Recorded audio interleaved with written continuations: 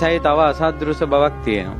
ඒ තමයි රුවන්වැලි සෑයේ මැද මැණික් වලින් බෝධීන් වහන්සේ මේ නිර්මාණය කරලා ඒ බෝධීන් වහන්සේගේ වටේ රත්තරණින් කරපු බුදු පිළිම 16ක් තියෙනවා. ඒ බුදු පිළිමයක් කෙලින්ම ඉස්සරහා සෑයේ මෙහෙම මැදින් කෙලින්ම පේශාවල් වලින් ඉස්සරහා අපි ඇවිදින මළුවේ සිරිපතුලක් තියලා තියෙනවා. ඒකට සෑයේ වටේට සිරිපතුල් 16ක්. ඒ සිරිපතුල් 16 තියෙන්නේ ධාතු ගර්භයෙන් නිර්මාණය කරනකොට ප්‍රතිමා 16ක් සෑය ඇතුලේ තියෙනවා. ඒ ප්‍රතිමාව කෙලින්ම තමයි මළුවේ සිරිපතුලක් තියලා තියෙන්නේ. ඒ සිරිපතුලට වැන්දම ප්‍රතිමාවට වඳින විදියට. මේ රුවන්වැලි සෑ මළුවේ ඇතුලේ මැණික් ගල් 4ක් තියෙනවා. මේ ලෝකේ කිසි කෙනෙකුට මිල කරන්න බෑ මේ මැණික් ගල් 4. මේ සෑය ඇතුලට ෆෑසර් 4ක් දැම්මා වගේ එළියයි ඒ මැණික් ගල් 4 මුල්ලේ තියලා තියෙනවා. ඒක ගණන් හදන්න දුටුගැමුණු රජුරන්ගේ කාලෙවත් ඒ ගල් 4ට ගණන් හදන්න බෑ කියනවා.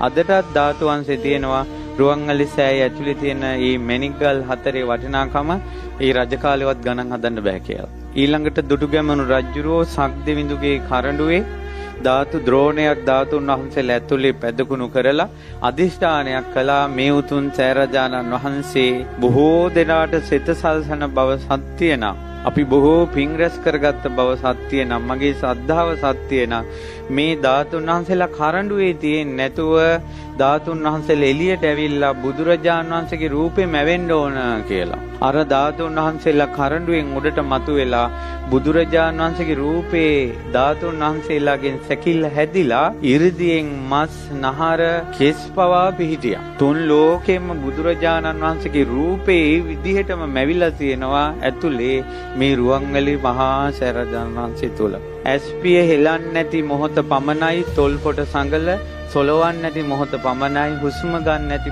පමණයි එපමණකින් බුදුරජාණන් වහන්සේ පිරිනුවම් පාලා අර රූපේ ඒ විදිහටම රුවන්වැලි මහා සෑය ඇතුලේ තිබෙනවා. මේ බුදුරජාණන් වහන්සේ මුණ ගැහෙනවා වගේ එන්න සුදුසු තැන. ලංකාවේ මිනිස්සු බුදුරජාණන් වහන්සේ මුණ ගැහෙන්න එනවා නම් එන්න ඕන සුදුසු තැන තමයි ස්වර්ණමාලී මහා සෑරජාණන් වහන්සේ. තමන්ගේ ජීවිතේ ශෝක සංතාප නිවා ගන්න සුදුසු තැන.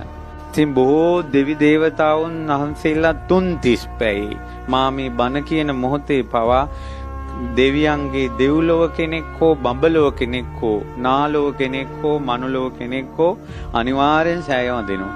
මේ රුවන්වැලි මහා සෑය හිස් නොවන මොහොතක් නැහැ. අපි රෑ 10ට ගේට්ටුව වැහුවට ඒ ගේට්ටු මිනිසුන්ට වැහුණට දෙවියන්ට බඹුන්ට නාගයන්ට යකුන් රකුසන් ආදී කිසි කෙනෙකුට ඒක වැහෙන්නේ නැහැ.